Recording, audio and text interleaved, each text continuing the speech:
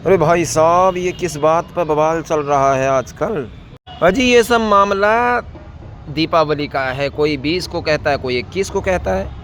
अरे बंद करो ये सब, चलो गुरुजी के पास, उनसे पूछते हैं। गुरुजी आप ही बताइए, दीपावली कब है? नमस्कार। दीपावली महापर्व को कब मनाना है, इस बात को लेकर के ऊहापोह की स्थिति बनी हुई है। कुछ लोगों का मानना है 20 को मनाना है, कुछ का मानना है 21 को मनाना है। लेकिन शास्त्र आज्ञा क्या है, हम केवल इस बात पर चर्चा करेंगे। आप स्वयं निर्णय करें कि आपको 20 को मनानी है या 21 को मनानी है। देखिए, कार्तिक माह कृष्ण पक्ष की अमावस्या तिथि को प्रदोष काल में महालक्ष्मी पूजन किया जाता है। ये शास्त्र आज्ञा है। प्रथम वचन, मूल वचन यही है। 20 अक्टूबर 2025 के दिन कार्तिक कृष्ण पक्ष की चतुर्दशी तिथि दोपहर 3:45 में समाप्त होगी। वहीं अमावस्या आरंभ हो जाएगी और अगले दिन 21 अक्टूबर को सायंकाल 5:55 तक अमावस्या रहेगी। प्रदोष काल में अमावस्या तिथि बहुत कम समय के लिए 21 तारीख को मिल रही है। लेकिन अब बात ये आती है कि 21 को मनाएं या 20 को मनाएं। तो शास्त्रों का जो वचन है वो ये है, पूर्वत्रैव व्याप्तिरिति पक्षे परत्र याम त्रयाधिक व्यापिदर्शे दर्शापेक्षया प्रतिपद वृद्धि सत्वे लक्ष्मी पूजादिकम अपि परत्रे वेति उक्तम।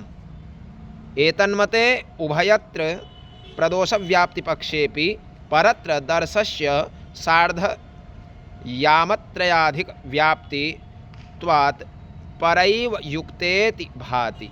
ये पुरुषार्थ चिंतामणि में कहा गया है।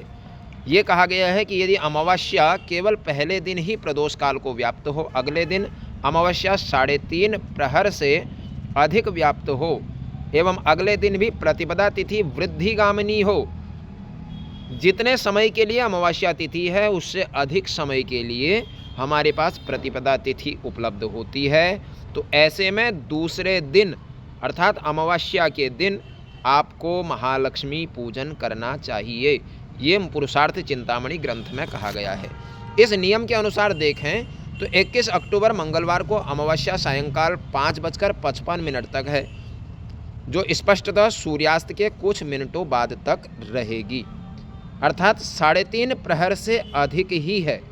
और प्रतिपदा तिथि देखें तो 20 घंटा 17 मिनट पर समाप्त होने से वृद्धिगामिनी भी हो रही है।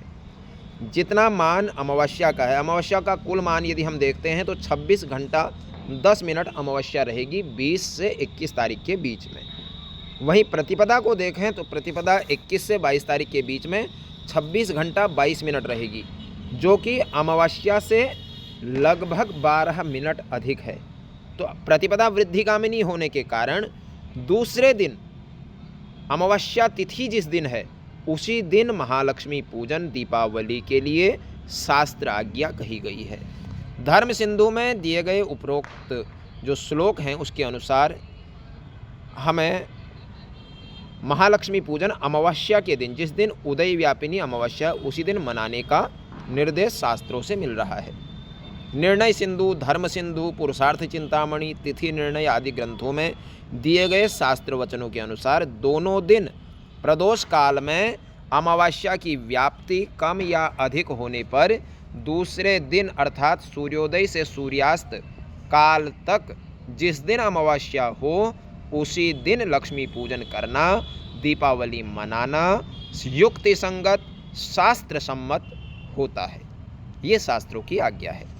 अतएव सभी शास्त्र वचनों का अनुशीलन करने के बाद यही निर्णय निकलता है कि दीपावली का महापर्व इस वर्ष चतुर्दशी युक्त अमावस्या में ना करके प्रतिपदा युक्त अमावस्या में करना शास्त्र सम्मत नजर आ रहा है। नियम आपके सामने रख दिए हैं, निर्णय आपका, प्रसन्नता आपकी, जैसे आपके मन को संतोष मिले उसके अनुसार आप कार्य कर सकते हैं। एक शास्त्र नियम और आता है, याम तिथिम सम अनुप्राप्य उदयम याति भास्करः सा तिथि सकल आज्ञेया स्नान दान व्रतादिषु।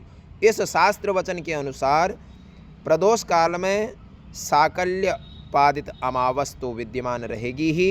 इसका अभिप्राय ये है कि भले ही गणितागत तिथि किसी दिन कर्मकाल के एक ही पल को व्याप्त क्यों न हो, उसका कर्मकाल पूरे दिन भर माना जाता है।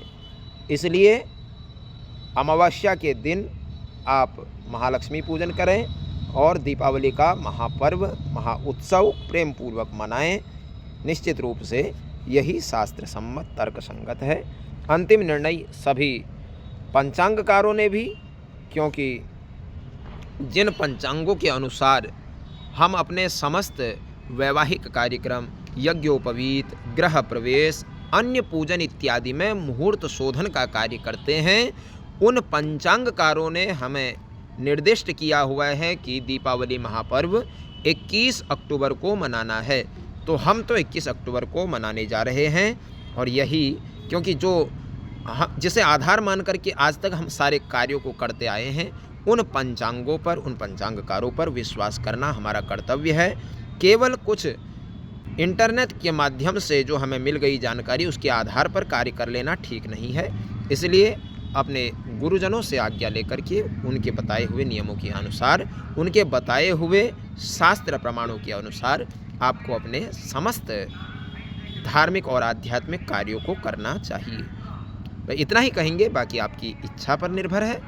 प्रेम से रहिए अपने उत्सव को, चाहे आप 20 को मनाएं, चाहे 21 को मनाएं, प्रेम पूर्वक मनाएं और मनाएं, प्रेम बांटें और सबके साथ में मिल बांट करके अपने समय को हंसी खुशी व्यतीत करें। जय श्री राम, जय श्री गुलजू महाराज। फिर मिलेंगे आपसे एक नई वीडियो के साथ। गजाना